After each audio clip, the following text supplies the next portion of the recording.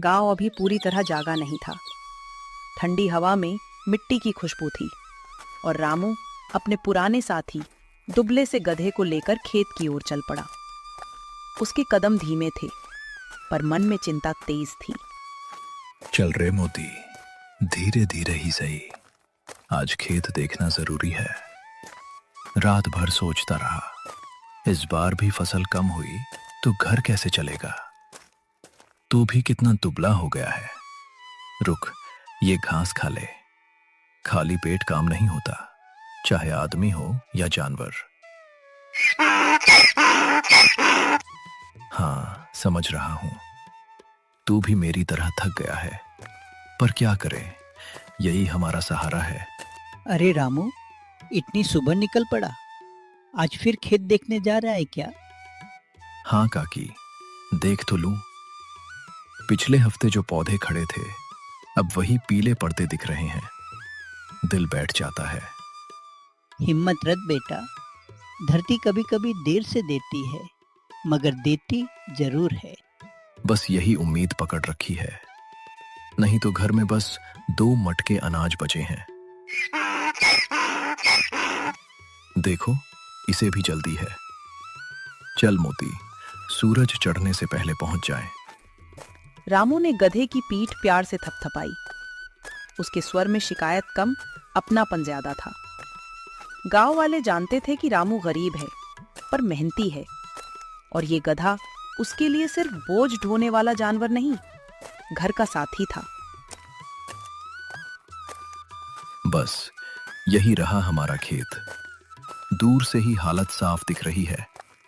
पत्ते झुक गए हैं, जैसे उनमें जान ही न बची हो। तू मत घबरा, पहले मेड़ तक चल, फिर आराम से देखेंगे क्या बचा है और क्या नहीं। खेत छोटा था और उसकी मिट्टी जगह जगह फट गई थी। कुछ पौधे अब भी खड़े थे, लेकिन उनमें वह हरियाली नहीं थी जो रामू के मन को तसल्ली दे सके। अरे रामू, सुबह सुबह चेहरे पर इतनी उदासी क्यों? खेत देखकर आया या अभी देख रहा है? अभी पहुंचा हूं हरिया, पर दूर से ही समझ आ गया कि हालत अच्छी नहीं है। पानी कम पड़ा, ऊपर से बीज भी कमजोर निकले। इस साल सबकी मुश्किल है, पर तेरी जमीन तो ज्यादा प्यासा पड़ गई लगती है। कुएं से पानी खींचा था क्या? 2 बार खींचा, पर रस्सी पुरानी थी। आधा पानी रास्ते में बह गया। जो बचा वो भी कम पड़ा। पंचायत में नई नाली की बात चल रही थी। अगर बन गई तो अगले मौसम में कुछ सहारा मिल जाएगा। अगले मौसम तक घर कैसे पहुंचेगा, यही सोच रहा हूं। बीवी कह रही थी कि अनाज बचा कर चलो। बच्चा भी अब ज्यादा खाने लगा है। उधार की जरूरत हो तो बता देना, थोड़ा बहुत मैं संभाल दूंगा। तेरी बात ही बहुत है। अभी पहले ये देख लूं कि खेत में उम्मीद बची है या नहीं। तेरा गधा भी जैसे तेरी बात समझता है। बड़ा शांत जानवर है। शांत तो है, पर कभी कभी इसकी आंखें देखकर लगता है जैसे कुछ कहना चाहता हो। हरिया हल्की हंसी हंसा, मगर रामू की बात यूं ही हवा में नहीं गई। मोती सचमुच अलग था। वह अक्सर ऐसे देखता जैसे आसपास की बातों को सिर्फ सुन नहीं, समझ भी रहा हो। ये देखो, ऊपर से सूखा, नीचे से भी नमी कम। अगर 2 हफ्ते में कुछ न बदला तो आधी मेहनत मिट्टी में मिल जाएगी।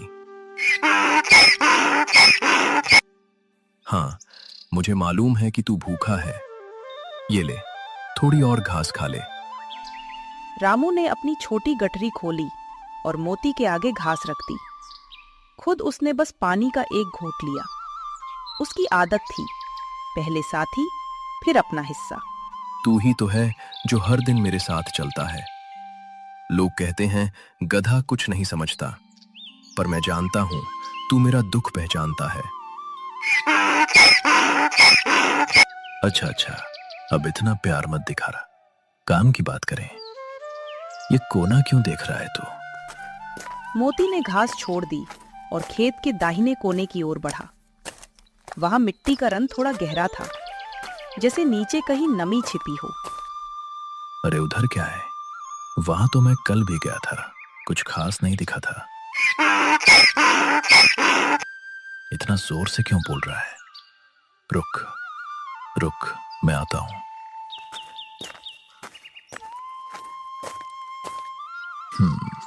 ये जगह बाकी खेत से थोड़ी ठंडी लग रही है। अजीब बात है, ऊपर सूखी पर नीचे जैसे कुछ और हो। क्या हुआ रामू? दूर से देख रहा था तेरा गधा एक ही जगह अटका हुआ है। यही तो समझ नहीं आ रहा, जैसे इसे इस कोने में कुछ मिला हो। देख, बार बार यहीं खुर मार रहा है। हो सकता है नीचे थोड़ी नमी हो। कभी कभी जानवर पहले भाप लेते हैं।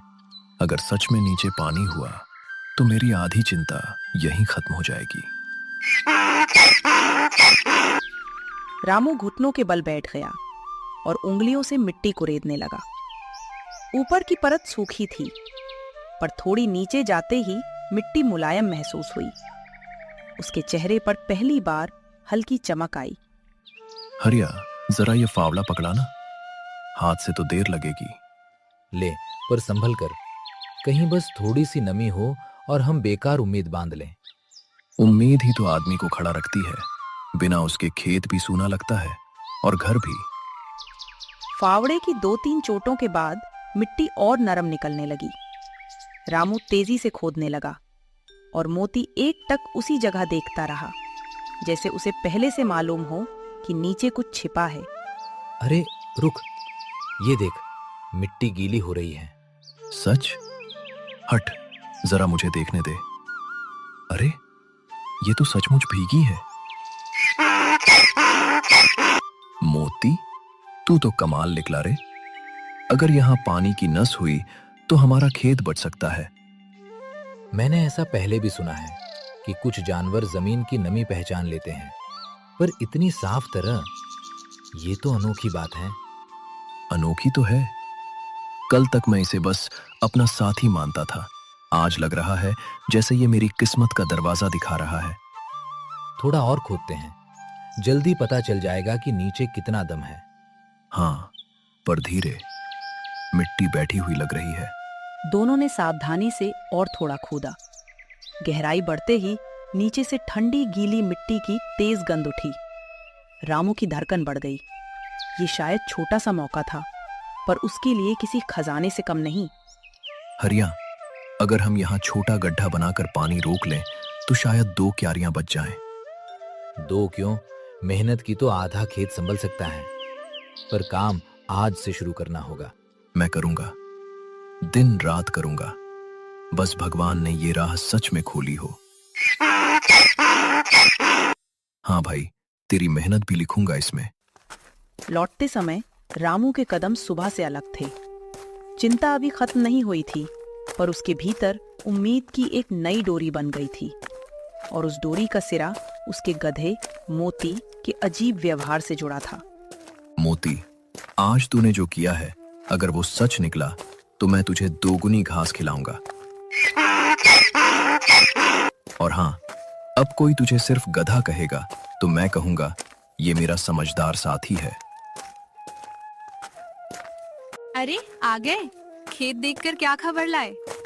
चेहरे पर सुबह जैसी घबराहट नहीं दिख रही। घबराहट है, पर उसके साथ एक उम्मीद भी है। खेत के एक कोने में नीचे नमी मिली है और वहां हमें मोती ने पहुंचाया। मोती ने? ये कैसे? बार बार वही जगह सूंघता रहा, खुर मारता रहा। हमने खोदा तो नीचे गीली मिट्टी निकली। अगर वहाँ सच में पानी हुआ तो भगवान ने हमारी सुन ली। अभी कुछ पक्का नहीं, पर कल सुबह फावड़ा, टोकरी, रस्सी सब लेकर फिर जाऊंगा। मैं भी आऊंगी। घर का काम जल्दी निपटा दूंगी। नहीं, तू घर संभाल, मैं और हरिया शुरू करेंगे। पर हाँ, थोड़ा सूखा रोटी नमक बांध देना, काम लंबा चलेगा। देखो तो, जैसे इसे भी सब समझ आ रहा हो। इसकी आंखें आज कुछ अलग लग रही हैं। मुझे भी यही लगा। और एक बात और, जब हम लौट रहे थे, ये 2 बार पीछे मुड़कर उसी खेत की तरफ देखने लगा। मतलब शायद वहां सिर्फ नमी नहीं है, कुछ और भी है, कुछ ऐसा जो हमें अभी दिखा नहीं। रामू ने घर की देहरी पर रुककर दूर खेतों की दिशा में देखा। मोती भी चुपचाप उसी ओर देख रहा था। डूबती नहीं, चढ़ती सुबह के बीच एक सवाल हवा में ठहर गया। क्या उस मिट्टी के नीचे सिर्फ पानी था या कोई और रहस्य उनका इंतजार कर रहा था? अरे आ गए। खेत देखकर क्या खबर लाए? चेहरे पर सुबह जैसी घबराहट नहीं दिख रही।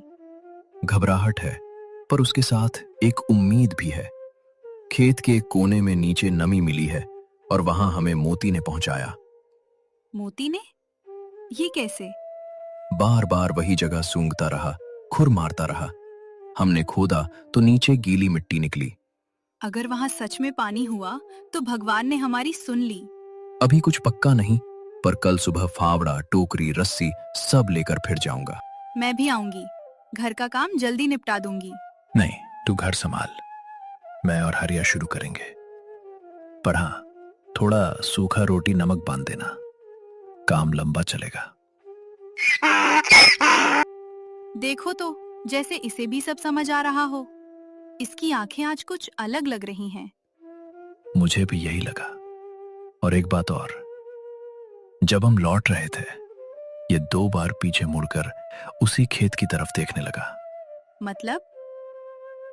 मतलब शायद वहां सिर्फ नमी नहीं है, कुछ और भी है, कुछ ऐसा जो हमें अभी दिखा नहीं। रामू ने घर की देहरी पर रुककर दूर खेतों की दिशा में देखा। मोती भी चुपचाप उसी ओर देख रहा था। डूबती नहीं, चढ़ती सुबह के बीच एक सवाल हवा में ठहर गया। क्या उस मिट्टी के नीचे सिर्फ पानी था या कोई और रहस्य उनका इंतजार कर रहा था? उसी पल जब खेत की दिशा में उठे सवाल अभी हवा में तैर ही रहे थे, रामू ने घड़ा दोनों हाथों से कसकर पकड़ा और तेजी से घर के अंदर कदम रखा। मोती देहरी पर अड़ गया, जैसे पहरा दे रहा हो। अरे, इतना दबे पांव क्यों चल रहे हो? और ये क्या उठा कर लाए हो? धीरे बोल सीता, पहले किवाड़ आधे बंद कर दे, कोई देख न ले। अब तो और डर लग रहा है। खेत में आखिर मिला क्या? पहले ये घड़ा कोने में रख लेने दे, फिर सब बताता हूँ। रामू ने कमरे के अंधेरे कोने में पुरानी बोरी हटाई, घड़ा दीवार से सटाकर रखा और ऊपर से टूटी टोकरी टिका दी। उसके हाथ कांप रहे थे। तुम्हारे हाथ कांप रहे हैं रामू, सीधी बात कहो, मिट्टी में क्या था? पानी नहीं, उससे भी भारी चीज थी। भारी चीज? कैसी? सिक्के, पुराने, पीले, चमकते सिक्के, पूरा घड़ा भरा हुआ। क्या सच कह रहे हो? अपनी आंखों से देखा है। पहले मुझे भी भरोसा नहीं हुआ। देखो, मोती भी जैसे किसी को आने से रोक रहा है। हाँ, तभी तो कह रहा हूं, आवाज नीचे रख। बात बाहर गई तो मुसीबत खड़ी हो जाएगी। पर खेत में मिला है तो क्या वो हमारा हुआ या जमींदार का? बस यही बात मेरे मन को काट रही है। खुशी भी है, डर भी है। यह सुनते ही रामू की रीढ़ में ठंडक उतर गई। खेत पर कोई और भी दया था, यानी बात सिर्फ उनके बीच नहीं रही थी, या फिर कोई और भी उसी रहस्य की गंध पकड़ चुका था। और सुन, गांव के मुनीम जी भी उधर जाते दिखे थे। मुनीम? खेत की तरफ? किस लिए? बोले जमींदार ने मेढ़े देखने भेजा है, पर उनकी नजर मेढ़ों पर कम, जमीन पर ज्यादा थी। हे राम! देख, अगर कोई बात है तो बता, अकेले मत उलझना। हाँ, बताऊंगा। अभी जरा घर में जरूरी काम है। ठीक है, पर मैं शाम को फिर आऊंगा, और अगर मुनीम ने उस जगह पर हाथ डाला तो देर हो जाएगी। हरिया के कदम धीरे धीरे दूर चले गए, लेकिन उसके शब्द कमरे में अटक गए। मुनीम खेत तक पहुंच चुका था और शाम तक लौटने वाला हरिया जवाब भी चाहता था। अब क्या करेंगे? शाम तक हरिया आएगा और मुनीम भी खेत तक पहुंच चुका है। अब छिपे रहने से काम नहीं चलेगा, हमें आज ही फैसला करना होगा। एक ही रास्ता है, रात होने से पहले इसे ऐसी जगह रखना होगा जहां कोई सोच भी न सके। पर कहाँ? पुराने कुएं के पीछे जो सूखी घास का ढेर है, उसके नीचे मिट्टी नरम है। वहां तक ले जाते किसने देख लिया तो? तब मोती आगे चलेगा। अगर कोई आया, ये पहले ही बता देगा। और हरिया, उसे कब तक टालोगे? अगर मजबूरी हुई तो आधा सच बताऊंगा, पूरा नहीं। आधा सच भी कभी कभी पूरा तूफान बुला देता है। जानता हूं, पर अब तूफान दरवाजे तक आ चुका है। छोटे से कमरे में अचानक जैसे हवा भी भारी हो गई। मिट्टी, पसीने और नए डर की गंध एक साथ खुल गई। सीता की आंखों में चमक थी, पर माथे पर चिंता की रेखा भी। घड़ा खोलकर देखा था ना, कहीं तुमने मिट्टी की चमक को सोना समझ लिया हो। नहीं, मैंने एक सिक्का हाथ में लिया था। वजन अलग था, रंग अलग था। कितने होंगे? गिनने की हिम्मत ही नहीं हुई। बस इतना समझ आया कि बहुत है। हे भगवान, इतने साल की तंगी एक घड़े में बंद पड़ी थी। धीरे, नाम भी मत लो जोर से, दीवारों के भी कान होते हैं। अभी किसी को कुछ नहीं बताएंगे, पहले समझेंगे कि बात कितनी बड़ी है। हरिया को? उसे तो मालूम है कि तुम उसी जगह गए थे। अगर वो भी वहाँ गया और उसे गड्ढा दिख गया तो? हरिया को बस नमी वाली बात पता है, घड़े की बात नहीं। मैंने ऊपर की मिट्टी बराबर कर दी थी, पर पूरी तरह निशान मिटा नहीं पाया। मतलब देर की तो आफत है। हाँ, और जल्दी की तो उससे बड़ी आफत। ये फिर बेचैन हुआ। कोई बाहर से गुजरा क्या? मैं देखता हूँ, तू यहीं रह, घड़े के पास। रामू धीरे से देहरी तक गया। गली में एक बूढ़ी औरत पानी भरकर लौट रही थी। 2 बच्चे धूल में खेल रहे थे। सब सामान्य था, मगर उसका मन सामान्य नहीं रहा। बाहर तो कोई खास नहीं, पर दिल कह रहा है कि सावधानी कम नहीं करनी चाहिए। एक बात बताओ, घड़ा तुम्हें मिला कैसे? मोती ने ही इशारा किया था ना? हाँ, वही बार बार उसी जगह खुर मार रहा था। पहले मुझे गुस्सा आया, फिर मिट्टी हटाई और घड़े का मुंह दिखा। तो ये सच में हमें वहाँ तक ले गया? आज इसकी आंखें यूं ही अलग नहीं लग रही थी, जैसे इसे पहले से खबर हो। खुशी आदमी को उड़ाती है, डर उसे जमीन से बांध देता है। रामू और सीता के साथ यही हो रहा था। एक घड़ा उनके सपनों को खोल रहा था, और उसी घड़े का रहस्य उन्हें चुप रहने पर मजबूर कर रहा था। अगर ये सच में सोना है तो हम कर्ज उतार सकते हैं, छप्पर ठीक करवा सकते हैं। हाँ, और बैल भी खरीद सकते हैं। हर मौसम मजदूरी के भरोसे नहीं रहना पड़ेगा। सब हो सकता है, अगर ये बात हमारे हाथ से फिसली नहीं। मुझे डर हरिया से भी लग रहा है। वो सीधा है, पर बात छिपा नहीं पाता। हरिया से ज्यादा डर मुझे जमींदार के मुनीम से है। उसे भनक लगी तो वो खेत अपना बता देगा। सही कह रहे हो, वो तो बिना देखे भी दावा कर देगा। दरवाजे पर खड़ा मोती सचमुच रखवाले जैसा लग रहा था। उसका कान हर आहट पर खड़ा हो जाता और गर्दन गली की ओर तन जाती, जैसे खतरा अभी दूर नहीं हुआ था। सुनो, कोई आया है। चुप, एक शब्द मत बोलना। मोती की आवाज इस बार अलग थी, तेज, चेतावनी भरी। रामू ने झट से टोकरी सीधी की, बोरी को और फैला दिया और घड़े के आगे पुराना हल टिकाकर रास्ता ढक दिया। अरे रामू, घर पर है क्या? चलना नहीं था क्या खेत की तरफ? हाँ रे हरिया, हूँ घर पर, बस थोड़ा काम अटक गया। दरवाजा क्यों आधा बंद है? और मोती मुझे देखकर इतना चिल्ला क्यों रहा है? पता नहीं, सुबह से कुछ चंचल है। तू बता, क्या बात है? मैं खेत की ओर गया था। उस नमी वाली जगह के पास मिट्टी कुछ उल्टी पुल्टी लगी। तू गया था ना वहां? शायद सुबह ये देखने गए थे कि पानी फिर ऊपर आया या नहीं। अच्छा, पर एक और बात है। क्या? वहां मुझे जूते का नया निशान दिखा और वो हमारा नहीं था। दोनों ने एक दूसरे की तरफ देखा। वही चेहरा, आधी खुशी आधा भय। बाहर धूप तेज हो रही थी, पर घर के भीतर जैसे शाम उतर आई थी। घड़ा चुप था, पर उसके कारण सब कुछ बोलने लगा था। सुनो, अगर मुनीम को सच में कुछ भनक है तो वो अकेला नहीं आएगा। ये फिर बाहर देख रहा है। कौन है अब?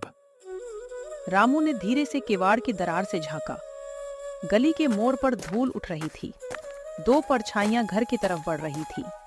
एक हरिया की लग रही थी और दूसरी मुनीम की। सीता, वे दोनों यहीं आ रहे हैं। और घड़ा? अब या तो राज बचाएंगे या सब कुछ हाथ से गली के चला मोड़ जाएगा। पर उठी धूल अब दरवाजे तक पहुंचने वाली थी। रामू ने किवाड़ से नजर हटाई तो उसके चेहरे पर फैसला साफ था। सीता ने घड़े को देखा, फिर दरवाजे को। मोती कान खड़े किए खड़ा था, जैसे उसे इंसानों से पहले खतरे की बू आ गई हो। पीछे वाले आंगन से निकलते हैं, अभी इसी वक्त। पर अगर उन्होंने देख लिया तो? सामने रुकेंगे, सवाल करेंगे, घर टटोलेंगे। हमें उनके रुकने से पहले निकलना होगा। इसे भी समझ आ गया है कि बात बिगड़ गई है। घड़ा मैं उठाता हूं, तुम बस चुपचाप मेरे पीछे आओ। सीता ने जल्दी से ओढ़नी सिर पर खींची। रामू ने घड़े को कपड़े में लपेटकर सीने से कस लिया। सामने दरवाजे पर पहली दस्तक पड़ी और उसी के साथ तीनों पिछवाड़े की अंधेरी पगडंडी पर उतर गए। अरे रामू, घर में हो तो दरवाजा खोलो। हमने देखा है, भीतर दिया जल रहा है। जल्दी चलो, उनकी आवाज पास आ रही है। सांस भी धीरे लो, आज हवा भी हमारे खिलाफ लग रही है। पीछे से किवाड़ हिलने की आवाज आई, पर तब तक वे नीम के पेड़ की ओट में पहुंच चुके थे। रात गहरी थी, पर डर उससे भी गहरा। पगडंडी पर चांदनी ऐसे बिछी थी जैसे किसी ने सफेद कपड़ा डाल दिया हो। दूर पुराना मंदिर अंधेरे में धुंधला दिख रहा था। रामू घड़े को सीने से लगाए चला जा रहा था और सीता हर 10 कदम पर मुड़कर देखती थी। मुझे अच्छा नहीं लग रहा। वे लोग पीछे आ गए तो? घर खाली मिलेगा तो समझ जाएंगे कि हम निकले हैं, इसलिए मंदिर तक जल्दी पहुंचना होगा। तुमने मंदिर ही क्यों चुना? क्योंकि वहां अब कोई नहीं जाता। टूटी दीवारें हैं, सूना आंगन है और पीछे तहखाने जैसा कोना भी है। देखो, ये फिर पीछे देख रहा है। मोती बेवजह नहीं रुकता, कुछ सुन रहा होगा। हवा में सूखे पत्ते सरके। सीता ने कदम रोक दिए। कुछ पल तीनों बिल्कुल स्थिर रहे, फिर दूर कहीं कुत्ते भौंके और रात फिर से चुप हो गई। मुझे लगा कोई हमारे पीछे चल रहा है। डर की चाल भी कदमों जैसी लगती है। चलो। डर ही तो सच बता रहा है। मुनीम अकेला नहीं होगा। हरिया उसके साथ है, वो रास्ते जानता है, इसलिए हमें मंदिर के सामने से नहीं, पीछे से जाना होगा। चुप मोती, आवाज मत कर। लेकिन मोती इस बार चुप नहीं हुआ। उसने गर्दन उठाकर मंदिर की दिशा में देखा और एकदम तेज कदम बढ़ा दिए, जैसे उसे वहां कुछ पहले से मालूम हो। रामू और सीता ने हैरानी से एक दूसरे को देखा और उसके पीछे चल पड़े। मंदिर सामने था। टूटी सीढ़ियां, फटी दीवारें और बरगद की जड़ों से जकड़ा पुराना चबूतरा। चांदनी में सब कुछ साफ भी दिख रहा था और डरावना भी। मोती सीढ़ियों तक गया, फिर अचानक दाहिनी तरफ मुड़कर सूंघने लगा। अरे, उधर क्यों जा रहा है? इसे कुछ मिला है क्या? मोती ने मंदिर के मुख्य द्वार की तरफ नहीं, बल्कि बगल की टूटी दीवार के पास जमीन कुरेदनी शुरू कर दी। वहां झाड़ियों के पीछे पत्थरों की आधी ढकी सीढ़ियां दिखीं, जैसे किसी पुराने रास्ते का मुंह बरसों बाद खुला हो। ये तो मैंने कभी नहीं देखा। मैं भी नहीं। गांव वाले कहते थे यहाँ नीचे कोई भंडार घर था। क्या घड़ा यहीं छिपाएंगे? अगर जगह सूखी हुई तो हाँ, ऊपर छोड़ना ठीक नहीं। रामू झुककर नीचे देखने लगा। सीढ़ियां सकरी थी, पर उतरने लायक। भीतर से ठंडी हवा आई। मोती बिना डरे पहले पायदान पर खड़ा हो गया, जैसे रास्ता वही दिखा रहा हो। अंधेरा बहुत घना है। ऊपर रहेंगे तो मुनीम के हाथ लगेंगे, नीचे जाएंगे तो शायद बच जाएंगे। तीनों धीरे धीरे नीचे उतरने लगे। ऊपर मंदिर की टूटी घंटी हवा से हिली और उसकी हल्की सी टनकार उस सुनसान रात में और भी खाली लगने लगी। तहखाना छोटा था, पर पूरी तरह बंद नहीं। एक ओर दीवार धसी हुई थी, दूसरी ओर पत्थर का पुराना चबूतरा पड़ा था। जमीन सूखी थी। रामू ने राहत की सांस ली, पर सीता की नजर हर कोने में खतरा ढूंढ रही थी। बस यही रख देते हैं, पत्थरों के नीचे दबा देंगे। और कल उजाला होते ही सोचेंगे किसे भरोसे में लेना है। अभी रात काटनी है। किसे भरोसे में लोगे? गांव में बात छिपती कहाँ है? सही कह रही हो, पर अकेले भी नहीं संभलेगा। रामू ने घड़े को कपड़े से खोला। मिट्टी का वही घड़ा जिसने उनके घर की हवा बदल दी थी। सीता ने हाथ बढ़ाकर उसे छुआ, जैसे यकीन करना चाहती हो कि यह सपना नहीं है। जब से ये मिला है चैन गया है। पर शायद इसी में हमारी मुसीबत का जवाब भी है। या मुसीबत की जड़ यही है। तभी ऊपर से हल्की सी आहट आई, जैसे कोई सूखी घास पर पैर रखकर रुका हो। रामू का हाथ घड़े पर ही थम गया। मोती ने गर्दन उठाई और कान तान दिए। सुना तुमने? हाँ, कोई ऊपर है। चुप मोती। ऊपर से एक और आवाज आई, इस बार साफ। किसी ने टूटी सीढ़ी पर पैर रखा था। फिर बहुत धीमी फुसफुसाहट सुनाई दी। एक नहीं, 2 आदमी थे।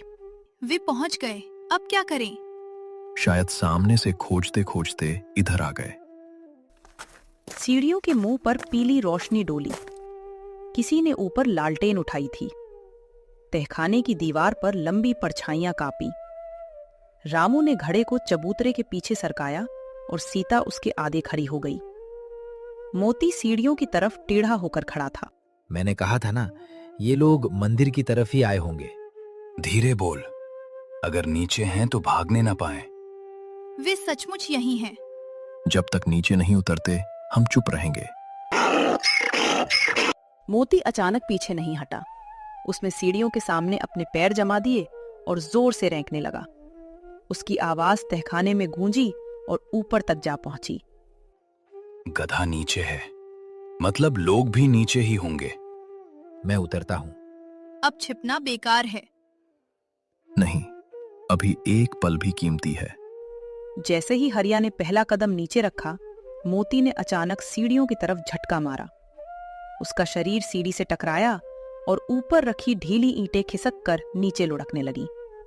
हरिया घबरा कर पीछे हटा। अरे संभल, सीढ़ी टूट रही है। लालटेन सीधी रख, नीचे मत गिराना। मोती ने उन्हें रोक दिया। समझदार है, हमसे भी ज्यादा। कुछ क्षणों के लिए ऊपर अफरा तफरी मच गई। यही मौका था। रामू ने तहखाने की धसी दीवार की तरफ देखा। वहां ईंटों के पीछे एक संकरा सुराख था, जिसमें से ठंडी हवा आ रही थी। सीता, उधर देखो, शायद बाहर निकलने का रास्ता है। इतना छोटा, हम निकल पाएंगे? कोशिश करनी होगी, वरना वे नीचे आ जाएंगे। रामू ने ईंटें हटानी शुरू की। सीता भी छुप गई। ऊपर मुनीम की झुंझलाई आवाज फिर सुनाई दी। सीढ़ियां अभी थमी थीं, पर ज्यादा देर नहीं। हरिया, दूसरी तरफ से उतर, उन्हें निकलने का मौका मत दे। दूसरी तरफ? क्या ऊपर और भी रास्ता है? अगर है तो हम फंस गए। जल्दी करो। ईंटों के पीछे की मिट्टी ढही और सुराख थोड़ा खुला। बाहर रात की हवा साफ महसूस हुई।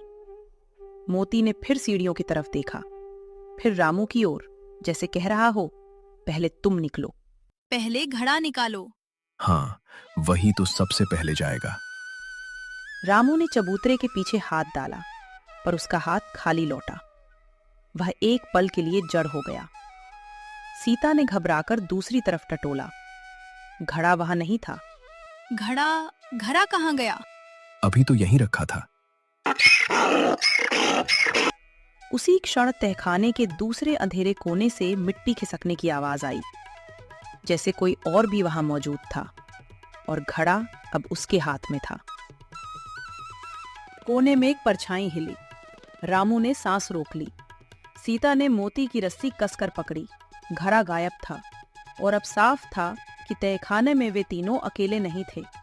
कौन है? बाहर आ। छिपकर क्या मिलेगा? शोर मत करो, मैं भी फंसा हुआ हूँ। अगर फंसे हो तो घड़ा लेकर क्यों बैठे हो? मिट्टी के पीछे से एक दुबला आदमी घड़ा पकड़े बाहर आया। उसके कपड़े भी धूल से भरे थे। चेहरा देखते ही रामू की आंखें सिकुड़ गईं। तू? हरिया? हाँ, मैं ही हूँ। मारना हो तो बाद में मार लेना, पहले यहाँ से निकलो। ऊपर का रास्ता आधा बंद है। घड़ा दे इधर, अभी। दूंगा, लेकिन मेरी बात भी सुन लो, मैं इसे चुराने नहीं आया था, मुझे इसे छिपाने भेजा गया था। किसने भेजा? साहूकार ने। उसने कहा था पुराना घड़ा तहखाने में दबा दो, फिर गांव में कहेगा कि उसके घर से सोना चोरी हुआ है और इल्जाम तुम्हारे ऊपर डालेगा। इसलिए वो हमें बार बार डराता था। हाँ, और जब मैं घड़ा रखने आया, ऊपर से ईंटें खिसक गई। मैं इसी कोने में अटक गया। तुम लोग आए तो मैं डर गया। कुछ पल के लिए तहखाने में सिर्फ सांसों की आवाज रही। रामू के चेहरे पर गुस्सा आया, फिर ठहर गया। अब लड़ाई का समय नहीं था, बाहर निकलना था और सच को बाहर ले जाना था। ठीक है, पहले घड़ा सीता को दे, फिर रास्ता खोलते हैं। ले लो। और सुनो, मैं चौपाल में सबके सामने सच बोलूंगा। बोलना ही पड़ेगा, अब कोई पीछे नहीं हटेगा। मोती ने सीढ़ियों की तरफ गर्दन उठाई, जैसे रास्ता याद दिला रहा हो। चारों ने मिलकर ढही हुई मिट्टी हटानी शुरू की।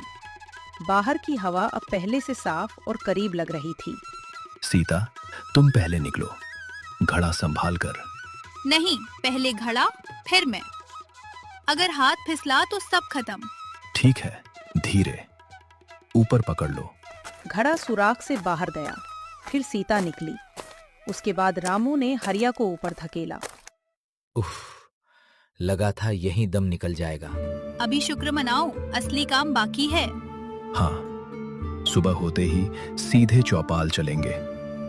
अगर साहूकार ने मुझे झूठा कहा तो मैं बोलूंगा, सीता बोलेगी, और ये घड़ा भी बोलेगा। और तेरे कपड़ों की मिट्टी, तेरे हाथों के निशान, सब दिखेगा। रात की ठंडक अब पीछे छूट रही थी। तीनों इंसान और एक गधा, थके हुए, धूल में सने, लेकिन अब एक ही दिशा में बढ़ रहे थे। मैंने बहुत दिन चुप रहकर गलती की। गलती सुधर जाए तो देर पूरी बर्बाद नहीं होती। बस चौपाल पहुंचकर डगमगाना मत। नहीं डगमगाऊंगा, आज नहीं। मोती की आवाज सुनकर तीनों पहली बार हल्का सा मुस्कुराए।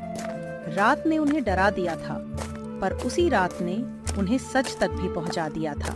सुबह होते होते उनके कदम गांव की ओर मुड़ गए। रामू के कपड़ों पर मिट्टी थी, आंखों में जागी हुई रात की थकान थी, लेकिन उसकी चाल में अब डर नहीं, साफ दृढ़ता थी। अरे रामू, यह क्या हाल बना रखा है? सीता, तू ठीक तो है? हम ठीक हैं। सबको चौपाल पर बुलाओ, अभी। क्या हुआ है? बड़ा झूठ खुलना है सबके सामने। बात आग की तरह फैल गई। लोग रुकने लगे। कोई कुएं से लौट आया, कोई बैल बांधकर उधर चल पड़ा। चौपाल की ओर जाते जाते उनके पीछे छोटी भीड़ बन गई। ये हरिया भी साथ में है? हाँ, और आज मैं छिपूंगा नहीं। घड़े में क्या है?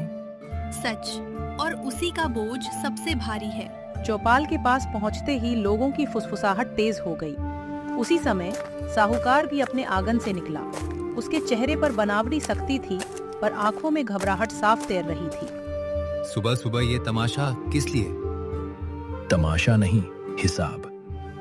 किस बात का हिसाब? झूठ का, धमकी का, और उस चाल का जिसमें हमें फंसाना था। समझ में नहीं आता तुम क्या बक रहे हो। समझ तो तुम्हें बहुत अच्छी तरह आता है मालिक। हरिया के मुंह से मालिक सुनते ही भीड़ और पास खिसक आई। साहूकार का चेहरा तन गया। उसने एक पल घरे की ओर देखा, फिर नजर फेर ली। चौपाल पर सन्नाटा उतर आया। एक तरफ गांव वाले, दूसरी तरफ साहूकार। बीच में रखा घड़ा अब सिर्फ मिट्टी का बर्तन नहीं था, वह उस रात की पूरी सच्चाई का गवाह बन चुका था। सब लोग सुन लो, रात को हम पुराने तहखाने में फंस गए थे। वहां ये घड़ा मिला, फिर गायब हुआ, और अंधेरे कोने से हरिया निकला। झूठ, ये सब मिलकर नाटक कर रहे हैं। अगर नाटक है तो पहले हरिया की बात सुन लो। मैंने घड़ा वहां रखा था, अपने मन से नहीं, साहूकार के कहने पर। उसने कहा था बाद में चोरी का इल्जाम रामू पर लगाया जाएगा। क्या सच है यह? ये मुनीम निकम्मा है, अपनी जान बचाने को कुछ भी बोलेगा। मेरी जान बचती तो मैं भाग जाता, चौपाल क्यों आता? और ये देखो, घड़े के मुंह पर तुम्हारे घर की बोरियों वाला वही लाल कपड़ा बंधा है। और हरिया के हाथ पर वही लोहे की खरोच है जो तहखाने की टूटी कुंडी से लगी, हम सबने देखी है। गांव के बूढ़े मुखिया आगे बढ़े। उन्होंने घड़े का कपड़ा देखा, फिर हरिया के हाथ की खरोंच, फिर साहूकार की ओर देखा, जो अब पहली बार जवाब खोजता हुआ लग रहा था। साहूकार, साफ साफ बोल, ये गड़ा तेरे घर का है या नहीं? घड़ा मेरे घर जैसा तो है, पर इससे क्या साबित होता है? इससे शुरुआत साबित होती है। पूरी बात मैं बताता हूं। तुमने कहा था रामू कर्ज नहीं चुका पाएगा, पहले बदनाम करो फिर खेत ले लो, यही कहा था ना? हाय राम। चुप, सब झूठ है। अगर झूठ है तो मेरी तरफ देखकर बोल। साहूकार ने रामू की आंखों में देखा, पर उसकी अपनी निगाह टिक नहीं पाई। चौपाल पर खड़े लोगों के चेहरे बदलने लगे। शक अब साहूकार की ओर मुड़ चुका था। तू हमें डराता रहा, कभी कर्ज का नाम लेकर, कभी चोरी का, पर आज हम डरकर नहीं आए, सच लेकर आए हैं। गांव के सामने छल किया गया है, ये छोटा मामला नहीं। अब बात सिर्फ एक परिवार की नहीं रही थी। चौपाल पर खड़े हर आदमी को समझ आ गया कि आज फैसला नहीं हुआ तो कल किसी और के साथ यही होगा। साहूकार, आखिरी बार पूछता हूँ, मानता है या नहीं? मैंने गलती की। कर्ज का डर दिखाकर मैं रामू का खेत लेना चाहता था। घड़ा छिपाने की बात भी मैंने ही कही थी। बस यही सच था। मेरे हिस्से की बात भी सुनो। हमें बदनाम किया गया, जान का खतरा हुआ और रात भर हम मौत के मुंह में फंसे रहे। सही कहा। इसलिए फैसला ये है, रामू का कर्ज आज से खत्म माना जाएगा। साहूकार उस पर कोई दावा नहीं करेगा। ठीक है, सही है, यही न्याय है। और आर्या, तूने देर से सही सच बोला। तू अब इस आदमी की नौकरी नहीं करेगा, गांव के काम में हाथ लगाएगा, मेहनत करेगा और साफ जीवन जिएगा। मैं मानता हूं, यही करूंगा। मेरा क्या होगा? तू गांव से बाहर नहीं किया जा रहा, पर तेरे लेन देन अब अकेले नहीं होंगे, पंचायत की निगरानी में होंगे। फिर कभी ऐसी चाल चली तो जगह नहीं बचेगी। साहूकार ने सिर झुका लिया। उसकी आवाज, जो हमेशा ऊंची रहती थी, अब खो गई थी। चौपाल में पहली बार रामू ने अपने कंधों से बोझ उतरता महसूस किया। चलो रामू, अब घर चलते हैं। हाँ, पर पहले एक बात, मैं अपना खेत फिर संवारूंगा, मेहनत से, और किसी डर में नहीं जीऊंगा। और अगर काम की जरूरत हो तो मैं भी आऊंगा। आना, इस बार सीधा काम होगा, छिपा कुछ नहीं। चौपाल में हल्की हंसी फैल गई। रात का अंधेरा अब पूरी तरह पीछे छूट चुका था। सामने धूप थी, खुला रास्ता था और एक ऐसा जीवन था जो डर नहीं, सच्चाई पर टिकेगा। चल मोती, अब अपने घर। नया दिन है, सचमुच नया।